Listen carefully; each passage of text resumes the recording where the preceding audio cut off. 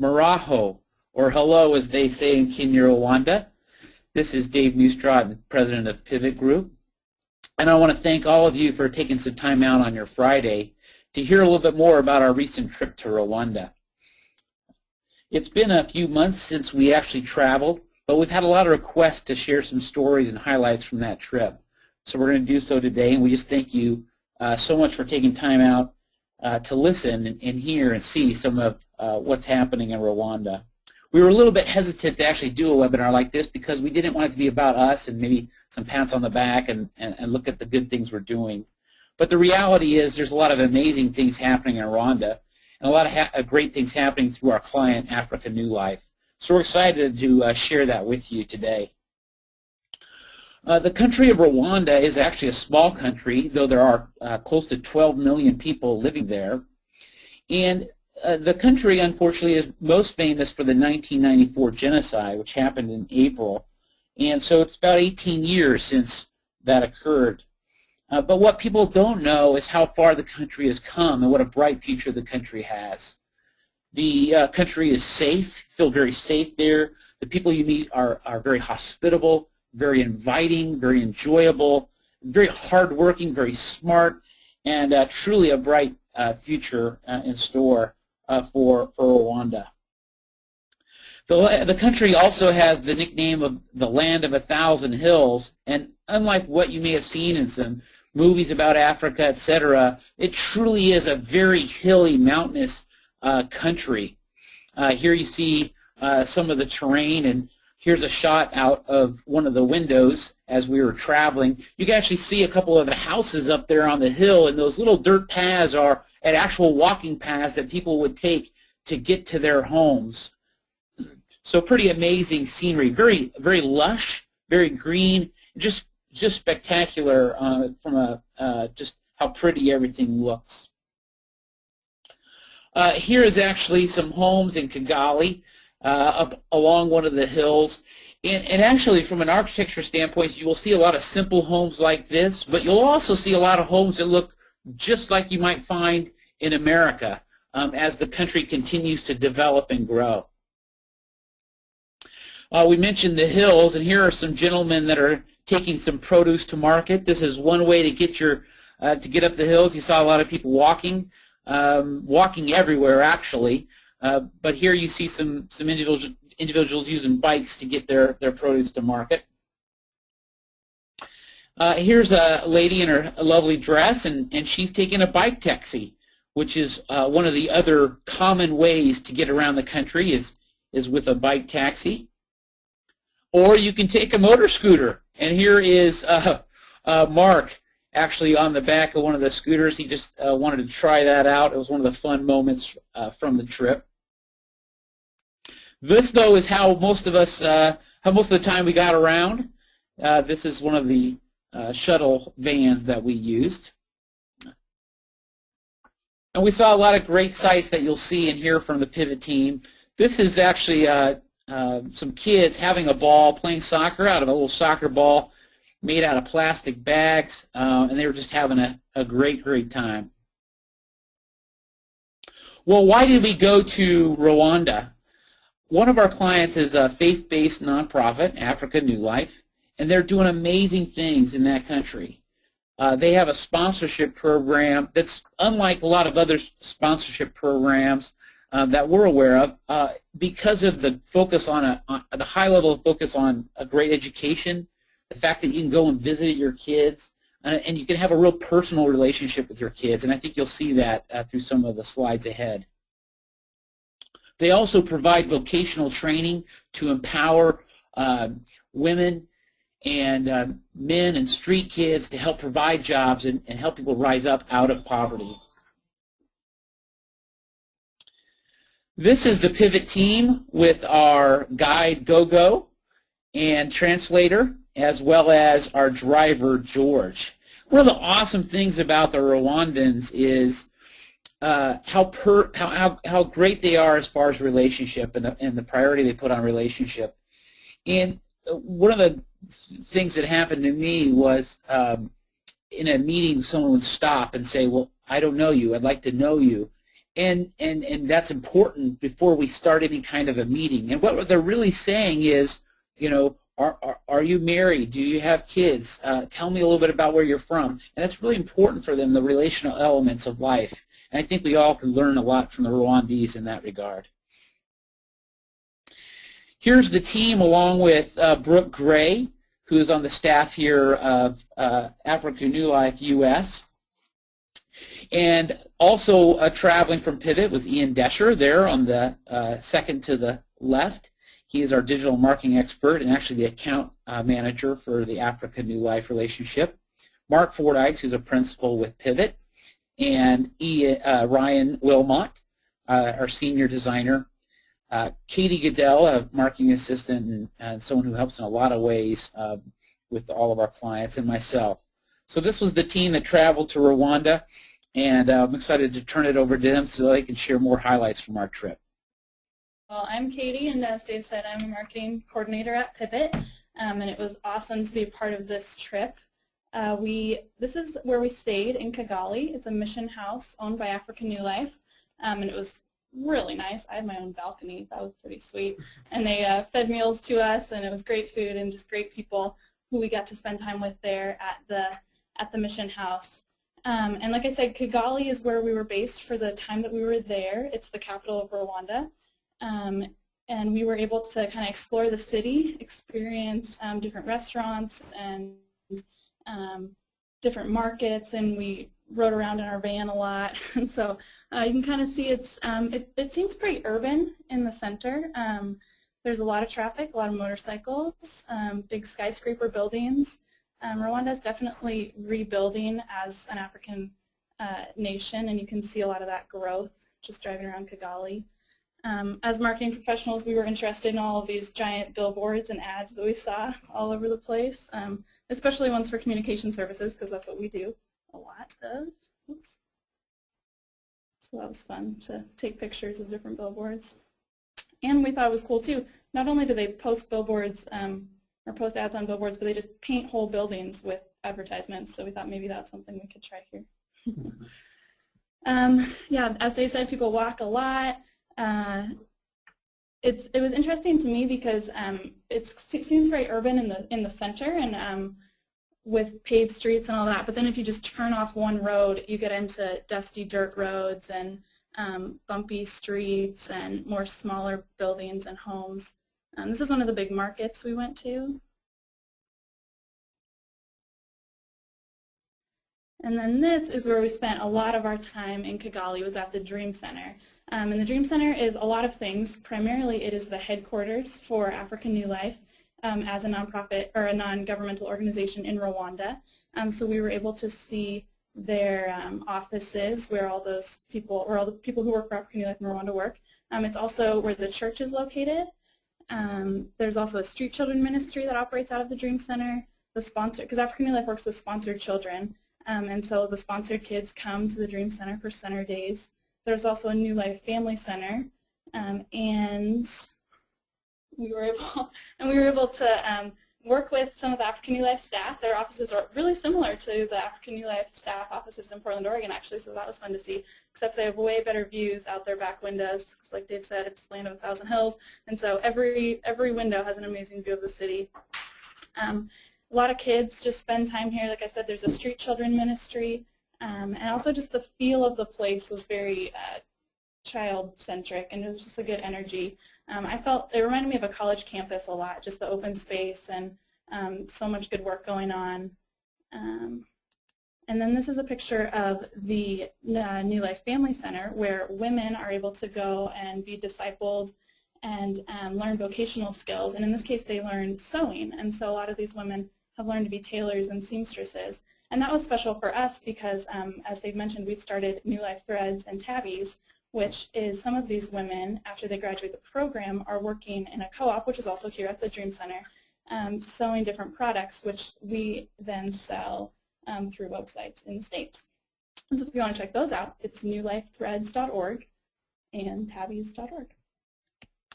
We were also able to meet one of the seamstresses. Well, we met all the seamstresses actually, and so that was cool. We got to go out to lunch with them and spend time with them. And we went, this is, second from the left is Agnes, and she's one of the main seamstresses. And we were able to go to her house and meet her kids and just see how African New Life and the New Life Family Center has drastically changed her life, able to now have a job as a seamstress and provide for her family and for her kids.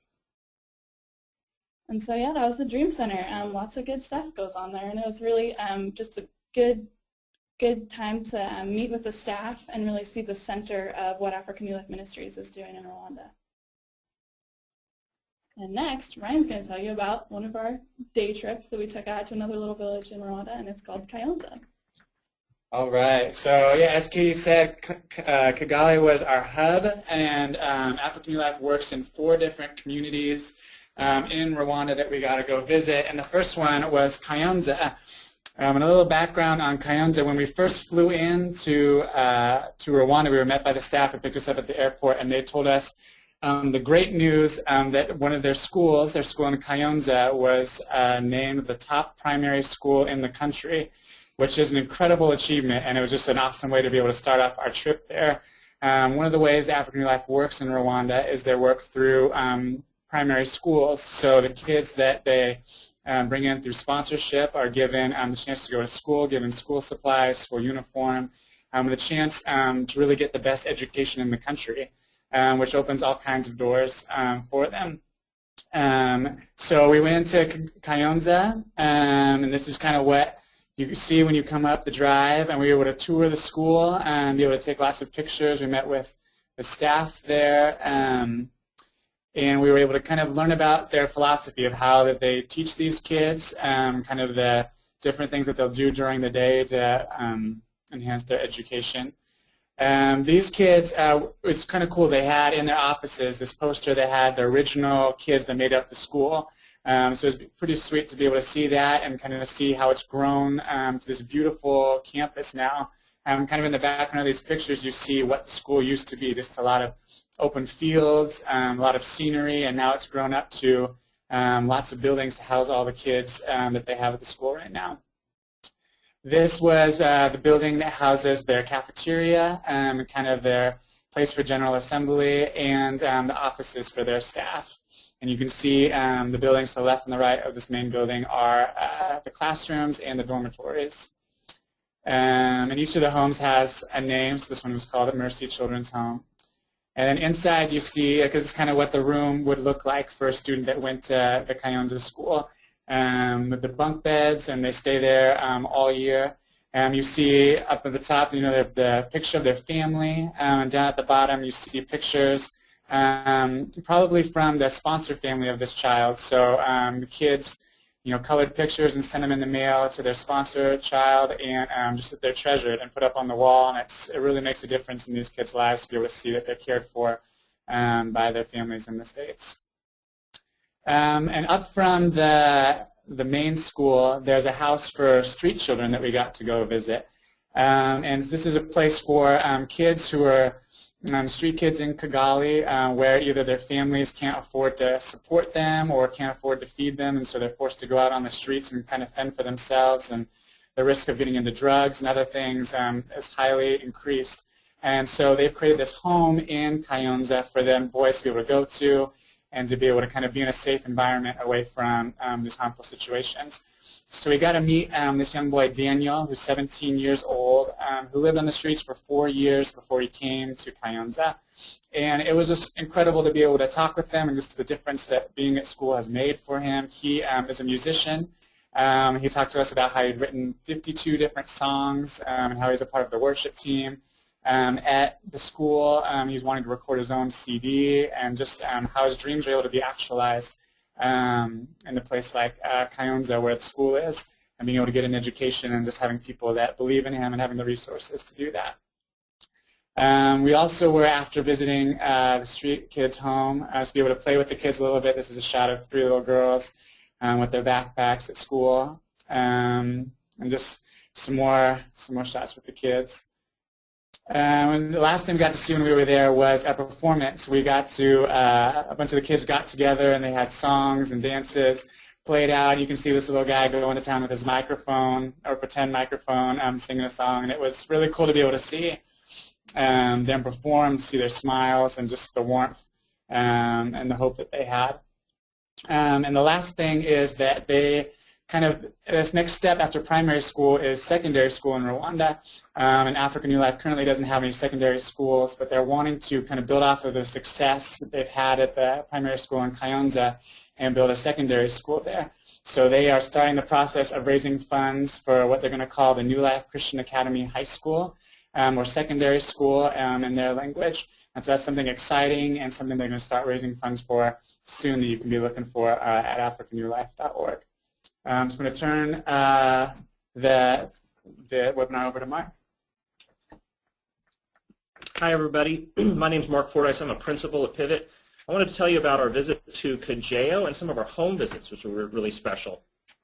The road to Kageyo is about 3 hours long, bumpy terrain out to the east side of the country near the Tanzania border. And Kageyo is a refugee settlement. And so as we headed out there, we saw rough terrain. It's hard living for people out in this area, a lot of farming, subsistence, no electricity, no plumbing, no running water. So it's tough. And here are the mud bricks, what the homes are built from. Really interesting to see how people live in this part of the world. This little boy, suffering of rickets, was carrying water back to his home. And so I got to walk along the road with him. And we don't speak the same language, but we walked together, and I was able to help him out. And it was just nice to be able to spend some time with people in the country. Very touching for me, this little girl front left in the blue uniform, her name's Elisa. She's the little girl who's 7 years old who our family is sponsoring. And so I was able to bring greetings from Portland to her and her family. The mud brick home to the right there is where they live, and it was really a special time to meet with them. The terrain is rough, as you can see. Here's us climbing up a steep hill to visit a home. This is where people live. They have to climb up and down this hill every day to get to work or to go farming. Here's a child-led home, and we have Epiphany standing by the window here. She welcomed us into her home. It's a child-led home, dirt floors, and she welcomed us in, and we got to hear her story. Definitely some stories of struggle that we've heard. Front left here, this little boy in blue, his name is Celeste. He is sponsored by Pivot's research coordinator. Many of you know Chelsea Radich. She didn't travel with us, but we were able to bring greetings from her and her family to Celeste. And one of the fun pictures here that I've got is Celeste opening a little care package from Chelsea. And so the basic necessities of life, even a little hand mirror was an exciting thing for him to receive. I added in a box of Whoppers, and that didn't go so well in the hot sun. But it was fun to stop in and see them. Here's Ryan with his sponsored boy, Martin, and Martin is a soccer player. So Ryan brought along a Portland Timbers jersey, and this soccer ball that we had found online is self-inflating. You can't destroy this thing. And so it was exciting for us to be able to bring little things along like that and connect with our sponsored children. A typical store in Rwanda you see here with mattresses stacked high, beans and grains and cooking oil. We would stop into these stores and pick up some supplies before a visit to someone's home. And one of the great deals that I got was I was able to bring a goat to someone's home, and it was pregnant, so I got a 2-for-1 deal. That was awesome. Ian and Ryan helped carry some of the heavy goods down to the homes. Here they are. Katie and Dave also helping us carry down this long path. And one of the most touching parts of our trip, I think we'd all agree, was visiting Yvonne's house. She's the woman here in purple. She's in her early 20s. She lost her dad during the genocide, her mom a few years later to illness. And so this is a child-led home. She walks 3 miles downhill each day to work and through the fields, 3 miles back uphill each night, 6 days a week. And she cares for her family, brothers and sisters, a total of 5 of them. And she welcomed us into her little home that's probably about 15 by 15. And we got to hear her story. And while I think she felt honored that we were coming to visit her, we sure felt honored to hear her story of courage and bravery in the face of tough times. So now we're going to talk about Bugesera and sponsorship, and here's Ian. So Bugesera is a community that we actually ended up visiting twice. We visited on our first morning there, and the thing that we got to do on that first morning was just have some activities with kids. Bugesera is a new community to African New Life. What happened there is that I think it was in October, November, the government of Rwanda said to African New Life, we trust you so much. There's this school that's been built in Bugesera, but then it's basically been abandoned, and so we are wondering if you would take it over and start running it for us. And so normally, typically in Rwanda, school starts in January. Unlike for us here, it starts in the fall. For them, it starts in January, and so African New Life set this goal that the school itself can hold a little more than 400 students. So they set a goal for themselves. We would like to get 300 students at least sponsored by the time school starts in January. And again, this was sort of the end. It was late November actually when we started working on this with them. And over the month of December, there was a large sponsorship drive for Bugesera, and actually, in the end, something like 375 kids were sponsored, so even exceeding their goal of 300. And those kids then started school in January. Just a note about what sponsorship means for these kids. Typically, sponsorship is $39 per month for people who sponsor kids here in the States. It often what it does is it allows these students to pay their school fees. School is not free in Rwanda. So they're able to pay their school fees. It also, in communities like Bugesera, it gets food for their families. It also lets the kids have things like school materials and school uniforms and all of those things that are necessary to go to school. So it really does have a huge impact on their lives. So when we first visited Bugesera, we were there on a Saturday, and we got to experience their very first center day. And what that is it's a day when it's not exactly school going on, but there's a little bit of instruction, but it's mostly a time for the kids to come on a Saturday and have some activities and be fed as well, both breakfast and lunch. And so we got to play some games with them. Here you can see a child playing basketball. Ryan and Dave were leading. Here's Katie blowing a whole bunch of bubbles for the kids, and you can see that in the foreground, and you see how excited they were about that. And in the background, you can sort of see what this school building looks like. And there were, I would say, probably 7 or 8 buildings of the size of that one that you see there in this picture in Bugesera. So really a nice facility for these kids who are going to school there.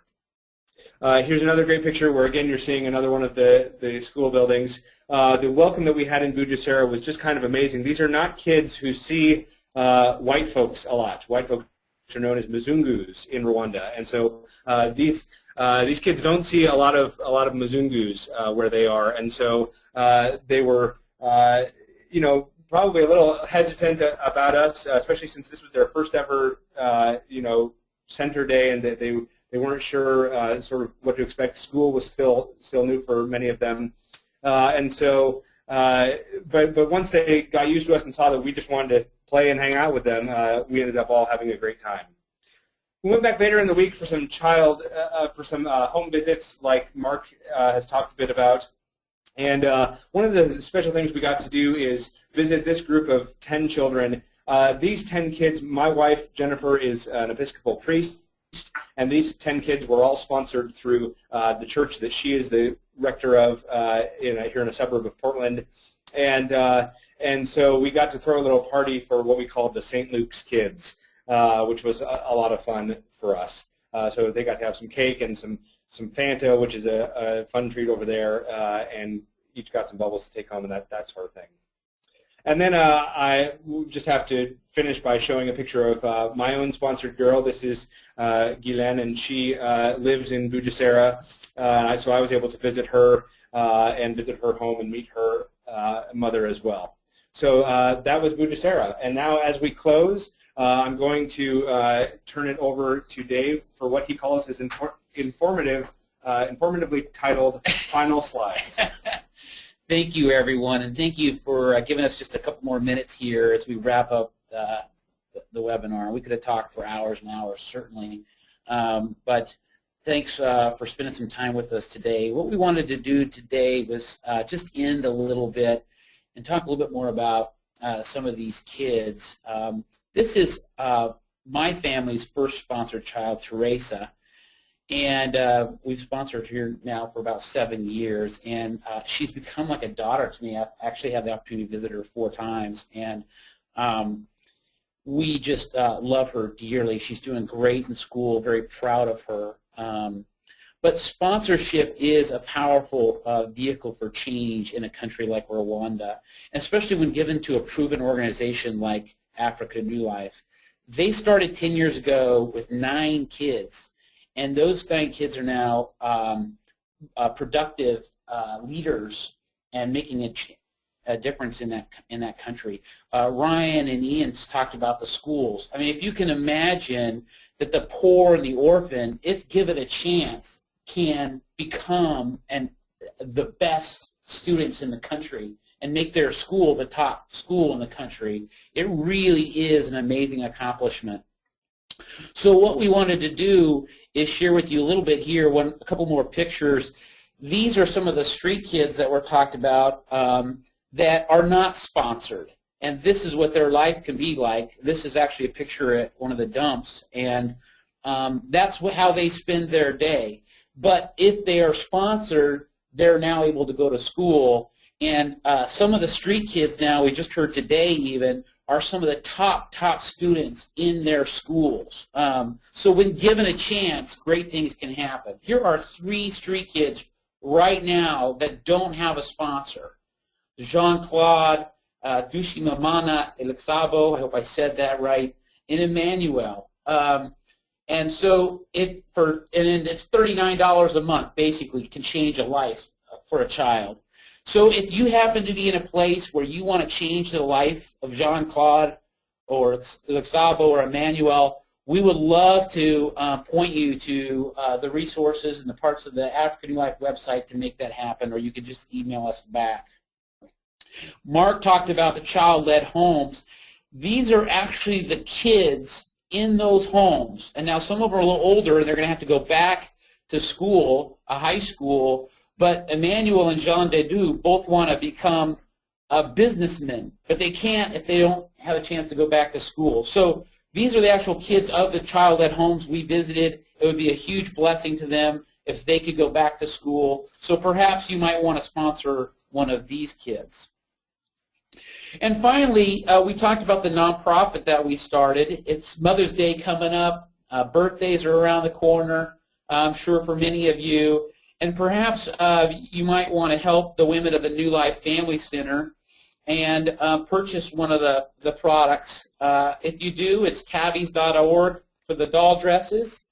And then here are the seamstresses that are making handbags and tablecloths and purses and things like that. And you can buy that through newlifethreads.org, including gift certificates if you want to give a gift certificate to a loved one. So there are just a couple of ways we thought maybe if you want to help out. Truly amazing things are happening in Rwanda. The Rwandese are incredibly hardworking people. They're putting fiber optics through the whole country. They're learning English. They're investing in education, and they are very determined to take that country to great places. And Africa New Life is pivotal, as one of the pivotal agents of change in that country. So thank you so much for giving us a little bit of your time today. We really appreciate it, and we hope that you have a good rest of the day. If you have any questions or comments, please email us. And I guess the last thing I should say is we have decided to give $25 for every single person who came and participated in the webinar, and we've decided to add to that. So for those of you who have attended, plus the additional, we're going to make a donation of $1,500 to Africa New Life for the work they're doing in Rwanda. So each of you are a part of that donation. Thanks for your participation today, and have a great rest of the day.